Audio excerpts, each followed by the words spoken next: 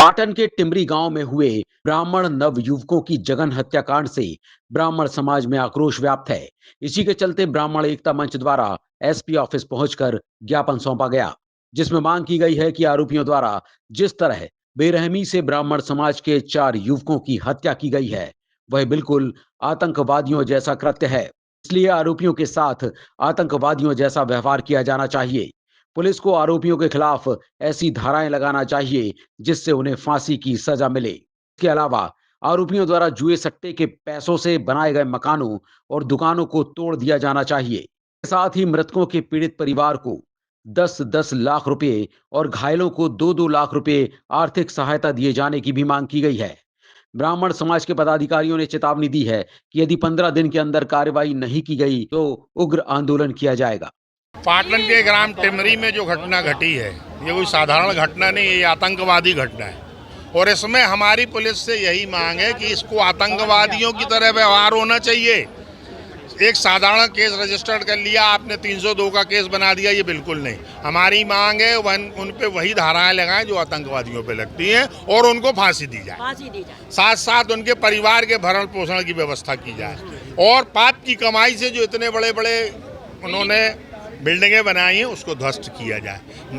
घायलों को 10-10 लाख 2-2 लाख रुपए और मरने वालों को 10-10 लाख रुपए दिया जाए। हमारी प्रमुख मांगे यही हैं। इसके आगे आप निश्चित रूप से क्या कार्रवाई कर रहे हैं, 15 दिन के अंदर अगर हमको कार्रवाई नहीं मिलती है तो निश्चित रूप से और उग्र आंदोलन होगा, जिसकी पूरी जवाबदारी मध्य प्रदेश प्रशासन की होगी। ये हमारी प्रमुख मांग है। आश्वासन अभी कुछ नहीं मिला है, हमने ज्ञापन दिया है। कल भी उनने यही कहा था हम कार्रवाई कर रहे हैं। 5 लोगों को आपने गिरफ्तार कर लिया है, 6वां पकड़ रहा है।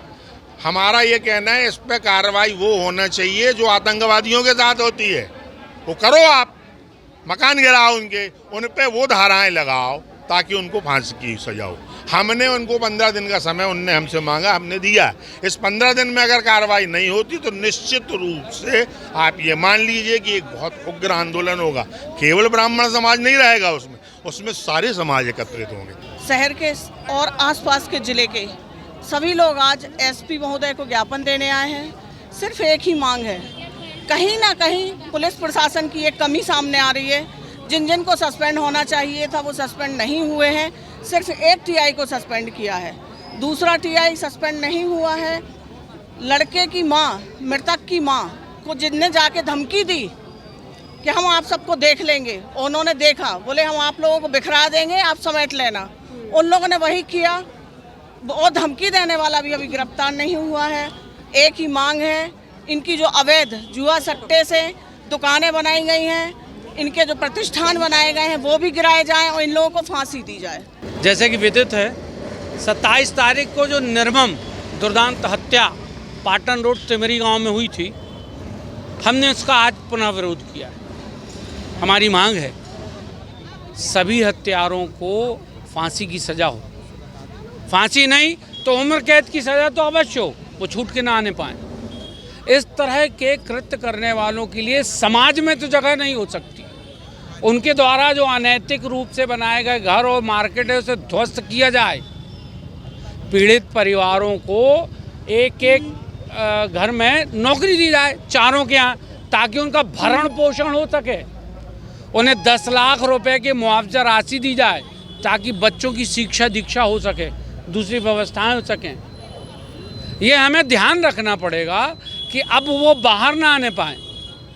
पीड़ित परिवार इतना अधिक दुखी है और परेशान है अपनी सुरक्षा व्यवस्था, अपने बच्चों की सुरक्षा व्यवस्था को लेके, कि वो ये कह रहा है कि मेरे पास जो और बचा है घर और थोड़ी बहुत ज़मीन आप ले लें, लेकिन हमारे बच्चों की सुरक्षा करें। अब ये हमारा दायित्व है, समाज का दायित्व है। जैसे समाज निर्माण करेगी उसका एक स्वरूप है। आज हमने यहाँ श्रद्धांजलि दी है, और श्रद्धांजलि इसलिए नहीं कि हम उन्हें याद करके भूल जाएँ, श्रद्धांजलि इसलिए कि वे हमारे जीवन में जीवन पर्यंत बने रहें। हम उनके परिवार और उनके परिवारजनों की सुरक्षा की व्यवस्था करेंगे।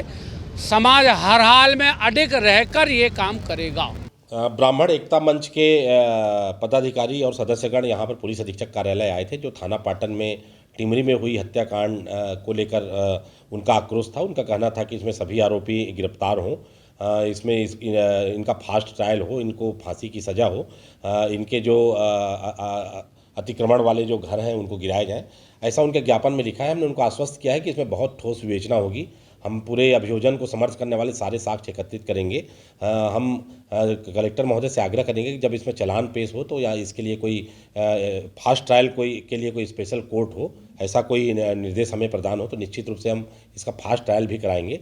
और कोई भी व्यक्ति जो इसमें प्रत्यक्ष या अप्रत्यक्ष रूप से शामिल है, सारे आरोपियों को हम गिरफ्तार करेंगे, ऐसा आश्वासन हमने उनको दिया है।